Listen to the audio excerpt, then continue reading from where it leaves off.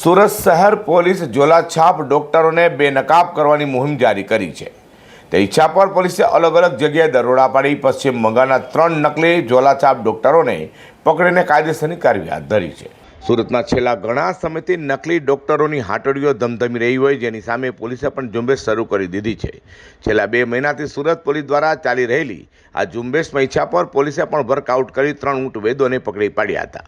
ઈચ્છાપર પોલીસે અલગ અલગ વિસ્તારોમાં મેડિકલ ઓફિસરને સાથે રાખી દવાખાનાઓ ખોલી તબીબી પ્રેક્ટિસ કરી લોકોના આરોગ્ય સાથે ખિલવાડ કરનારા 3 તબીબો, જેમાં મૂળ પશ્ચિમ બંગાળના કોલકાતા, હાલ મોરા ટેકરા ખાતે ચિત્રકૂટ સોસાયટીમાં રહેતા લક્ષ્મણ પ્રફુલ્લ સરકાર, મૂળ પશ્ચિમ બંગાળના કોલકાતા, હાલ મોરા ટેકરા ખાતે સ્ટાર રો હાઉસમાં રહેતા ગોવિંદ પ્રભાત હલદાર અને મૂળ પશ્ચિમ બંગાળના નાડિયાનો અને હાલ મોરા બજારમાં ભગુભાઈ શોપિંગ સેન્ટરમાં રહેતા રમેશ નકુલ મંડલને ઝડપી પાડ્યા હતા। આ ત્રણેય પાસે કોઈપણ પ્રકારની સક્ષમ ડિગ્રી ન હોવા છતાં મેડિકલ પ્રેક્ટિસ કરી લાયસન્સ કે આધાર વગર દર્દીઓને સારવારના નામે એલોપેથી દવા આપતા હતા।